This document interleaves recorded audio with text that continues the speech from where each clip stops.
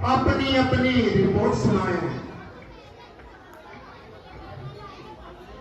महाराज के इकबाल से तमाम प्रजा खुशहाल है, वैरी पाए माल है।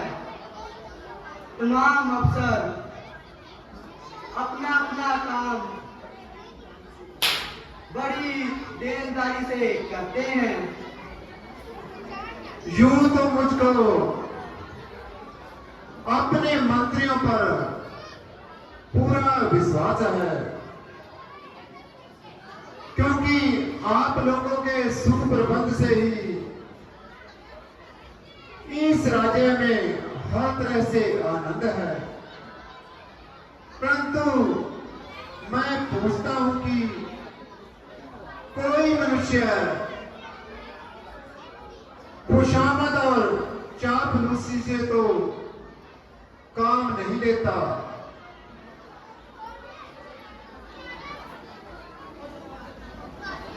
महाराज को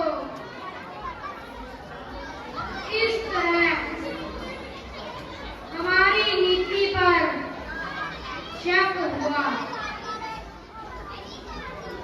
मंत्री जी, कल रात मुझको एक स्वप्न आया।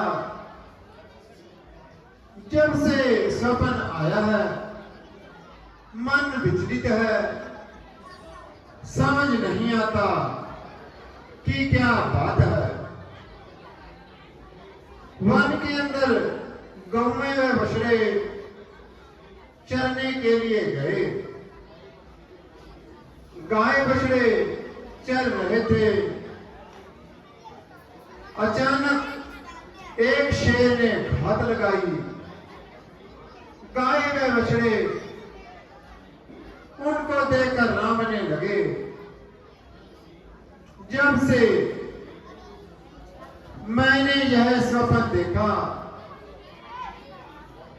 तब से तबीयत बुरी तरह बेकरार है।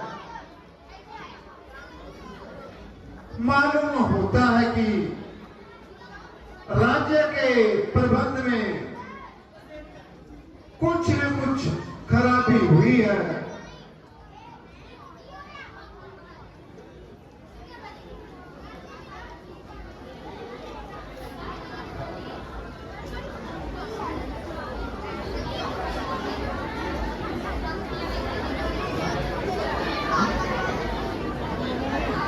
महाराज की जय हो।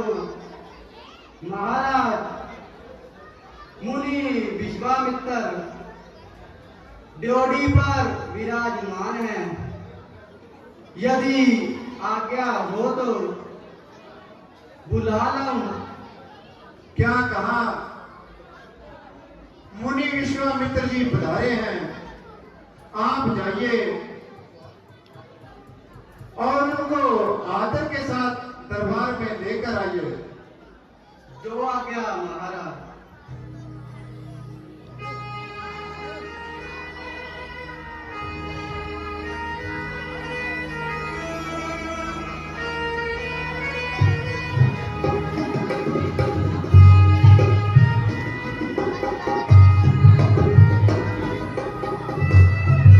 मुनिवर प्रणाम, मेरे धन्य भाग हैं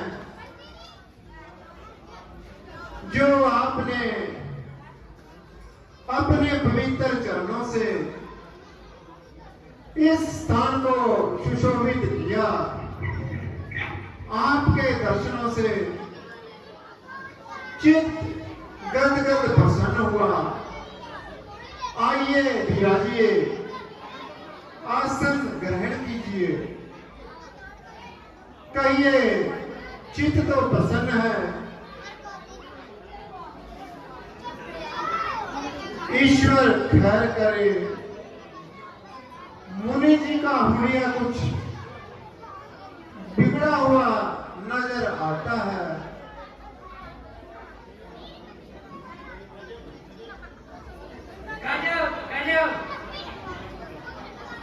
सीतम सीतम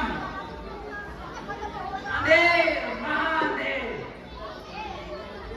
प्रजा बड़ी लूटा करे।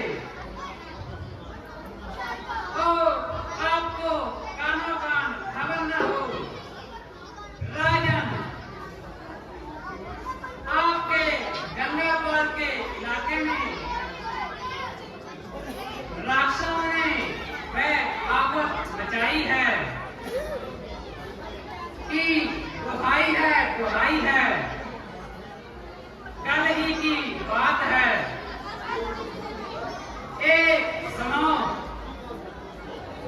स्त्री और बच्चों सहित लूटा गया तमाम इलाका मारिच के हाथों दुखी है। अब उनके हौसले बढ़ गए हैं। साधु सन्यासों को भी छेड़ने लगे हैं। हमने एक यज्ञ रचाया था, बड़ी मुश्किल से उसे हर तरह से बचाया था। पता नहीं वह बदमाश कहां से आ गए। शराब आदि यज्ञ में डालकर सारा प्रसाद नष्ट कर दिया। अब तो दुनियादारों का परमेश्वर ही वाली है। मेरे राज्य में अंधेर अंधेर नहीं बल्कि महाअंधेर प्रजा पड़ी लूटा करे और मुझको खबर न हो। यही कारण था कि कल से मेरा मन उदास था। सेनापति, इसे समय सेना तैयार करो और मेरी आज्ञा का इंतजार करो।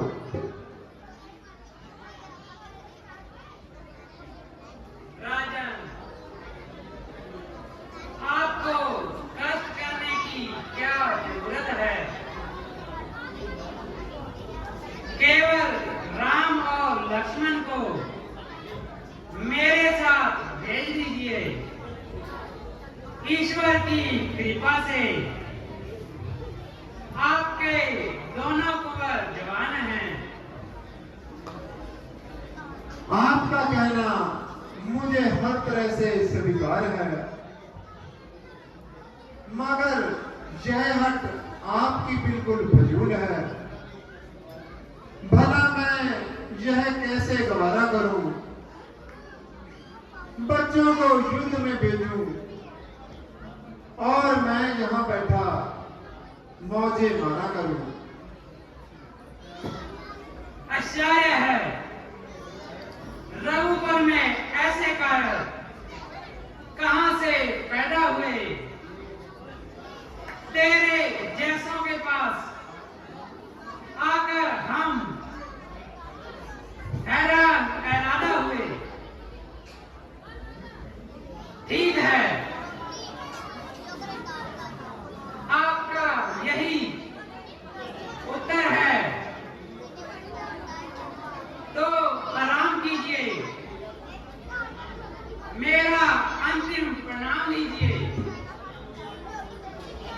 ना मुझे आपकी फौज की दरकार है, न आपके पुत्रों से कोई सरोकार है। क्या करूं, किस कुएं में करूं? ये दोनों अपनी अपनी जिद पर अड़े हैं। हाँ, यही ठीक है। महाराज को समझाता हूँ। महाराज, आप राम और लक्ष्मण को मुनि जी के साथ भेज दीजिए।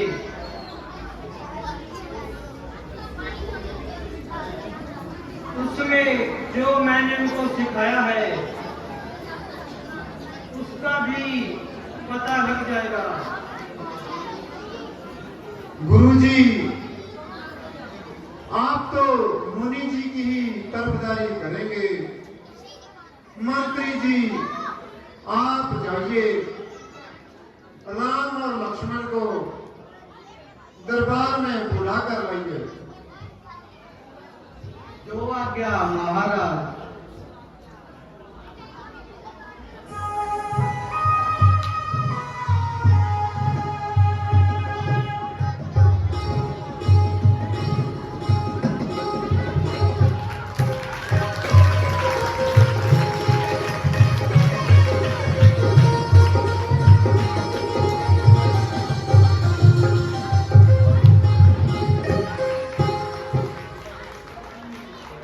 आयुष्मान भव।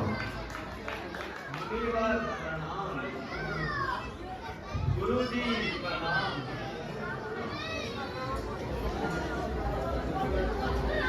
ऋषिवर ले जाइए और अपना काम बनाइए, मगर इतनी मेहरबानी फरमाना, जब आपका काम बन जाए तो इन्हें जल्दी वापस ले आना। राजन, आप किसी प्रकार की चिंता न करें।